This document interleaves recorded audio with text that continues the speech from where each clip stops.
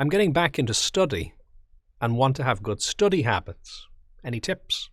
So study is an interesting thing because, of course, if we're going to be formally studying in a college or a university or a course or in school or whatever it is we're doing, we're going to want to do a reasonably good job of that. But the truth is the skills of studying well are actually pretty universal skills that we probably all do with sharpening up on and, practicing in a day-to-day sense. We're all learning, and sometimes that's formal, sometimes it isn't, but it's a really, really useful set of skills to practice.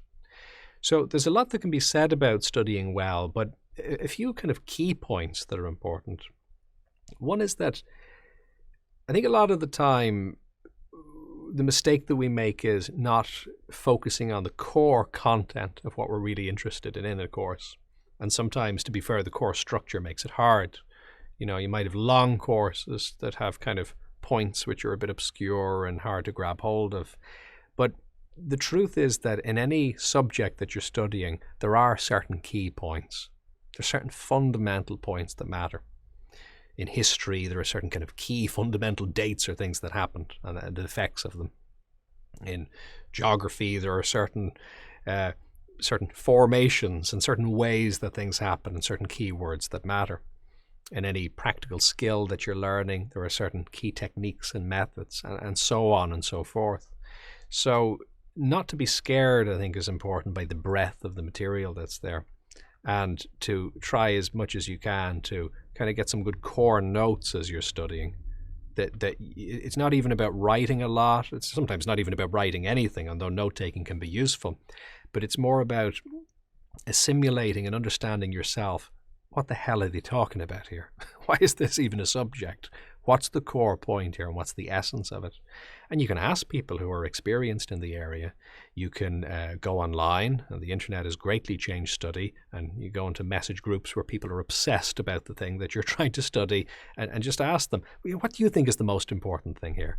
And it would be hard to get them to shut up talking about it because people love these things and they're really interested in them. And then, of course, you've got videos online and loads of other great resources that very briefly can sum up the essential points. Now, I'm not saying that you just look at that, but the point is if you have a core sense of what it's about, that's something for all the rest of the ideas to almost magnetically cling to, and it gives you a bit of structure in your way of thinking. So if you can start your study with that, that's already going to help everything, because there's going to feel to be much less pressure on you. If it's just this big library of information, you kind of feel disheartened before you even start, but that doesn't need to be the way you approach it. And semantics is the word that's used to describe how the mind works, how learning works, and really the way we encode information, the way we form neural pathways between the neurons, the brain cells, is based on meaning. So what happens is things that are similar tend to form associations or connections, and things that are useful or meaningful tend to resonate much more. So for most of us, there are some exceptions, some people who have exceptional skills in this area, but for most of us, it's really very hard to kind of learn off by rote just volumes of information that doesn't have any relevance. But when the information is relevant and significant, it becomes much easier for it to resonate, and all the better if we can picture it and feel feelings about it. So if we're learning about anything really, it's nice sometimes to almost get in the mindset of the people in that field who have developed the techniques or who have been those people in history, or think about the geologist who's obsessed about the rocks, or whatever it is that you're studying. If it's law or if it's accountancy, there's people in that field who have developed the state of the art in it and who felt passionate about it. So if you can kind of almost get into that story a bit, I'm not saying you need to read their biographies to bits and focus on that information necessarily, but it's more the mindset, the feeling of how these people approach that. And if you can see relevance in the material, it's going to be that bit easier for it to resonate and kind of stick, which makes the whole thing a bit easier. So that's specifically focusing on the materials. The other thing is balancing study with relaxation, relationships, health, activity, all that other good stuff. And that really is very important to do. It's a bit of a cliche, but it's very important, because having all of those other systems operating well will just puts you in a good place to be able to learn more effectively. And I think the good news here is that learning is much more something which is qualitative rather than quantitative. So in other words, you've probably experienced this. You can have an hour where you really, something really resonates with you and you really get it. Or you could have a day where it doesn't. So that's good. That's a good ratio. So that means that it's not all about just putting the hours in. Sometimes you do still need to put the hours in because, you're going to still absorb it to some degree. But it's incredible how much can happen if you're in a good place. So put the hours in, but also put the hours into other things as well. Give yourself quality relaxation time to switch off, but also quality time to switch on. Schedule, sure, but it's not that it needs to be hyper rigid where you've broken down every single bit on your color-coded spreadsheet.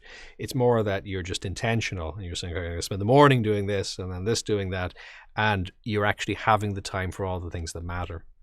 If you don't do that, what often happens is a kind of a subconscious self-sabotage. It's not intentional. It's not usually negatively focused.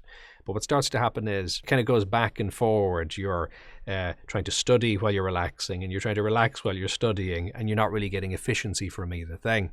And so on with checking in with people, using social media and devices and so on. So this is a really good opportunity to practice developing discipline. It might seem like a nuisance, but actually it's really valuable muscle tone, and whatever the hell you want in your life, this is the thing that's going to help you get it. So seizing it as an opportunity to practice developing that muscle tone can be really useful. One other consideration which sometimes gets forgotten about as well is just the environment or the study space you're in. So just make sure that you have some sort of a space which is conducive to that. And what we want it is to be as low friction as possible. So what that means is we don't want a situation where for you to do the study requires you to be an absolute hero. You got to climb over something, you got to wrestle something else, you got to find something at the bottom of something, you got to find something else in another room before you even begin. It ain't going to happen if that's the case. It's just too much effort. So we want a very low barrier of entry to actually doing the things that it is necessary to do. So having some desk space. Ergonomics is very important here. There's great videos online. I've posted some of them in the past about ergonomics from physiotherapists and people like that. And just the difference between like sitting in an appropriate position with a screen in front of us, if that's what we're using, versus kind of being hunched or in a difficult position. We may be able to manage that for a few minutes, but over the course of hours, or to speak of weeks or months or sometimes years, by gosh, does that add up? And that's just an unnecessary hindrance. If you have, it doesn't have to be fancy, but a decent seat, properly adjusted, table in front of you, screens or books or notepads, or if you're doing creative work, your easel or whatever other tools you're using, all of this ergonomically makes a massive difference. So then you don't need to use as much psychology because you're not fighting a battle of will. You're already in a better place. So, of course, there's degrees here. We might all love to have the lovely kind of Manhattan loft, which has everything laid out beautifully and a nice view and the light coming in at just the right angle. If you don't have that, don't worry about it. Use what you have. It's not really about any of that. But it is about just being a little bit thoughtful and saying, okay, what can support me? And not only should the space be ergonomic and suitable, not only should what you need be within reach, but it's important that that space is used for that purpose. Sometimes if you mix purposes too much in a space, you're going to kind of affect your conditioning. Your mind doesn't know what mode you're in, so that can be a little bit tricky. So it's good to have maybe a place where you relax and a place where you get your studying done and to divide it up a little bit. You don't need to have a mansion to do this. Even if you're in one small room, there can be different parts of that same room, but it just kind of triggers you and switches you on then, so your mind knows what mode you're in and what mode you're not in. So do play around with some of those things. Remember that if you're studying at all, there's some reason for it, there's some value to it, so do remember that and channel that, and hopefully that can spark some good technique, but also interest in the thing that you're studying, so you can really get the essence of it, not just the facts and the figures and the information, but they tend to stick when the interest is there anyway. If you found this valuable, do like, subscribe, and share. And what's your experience? Do you have any questions or topic suggestions? You can contribute in the comments, on social media using hashtag bodymindself or on jfl.com.